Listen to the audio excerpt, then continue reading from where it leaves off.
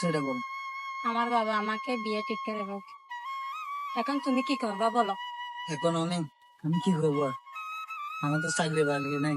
এক কাজ করো, তুমি তুমি বিয়ে করে নাও। আমি তো অনেক চেষ্টা করতেছি। ওই চেষ্টা করতো, চেষ্টা যদি করতা তাহলে তোমার বাবার কথায় রাজি হয়ে যেত তুমি। আমার বাবা তো বেগা ছেলেকে বিয়ে দিবে না। ও আচ্ছা, তুমি পারবা না আমার জন্য 5টা মাস ওয়েট করতে? পারবো, অবশ্যই পারবো। পারবা? অবশ্যই তাহলে পারবো। আমি তোমাকে কথা দিচ্ছি, এই 5 মাসে 5টা মাস শুধু আমাকে সময় দাও।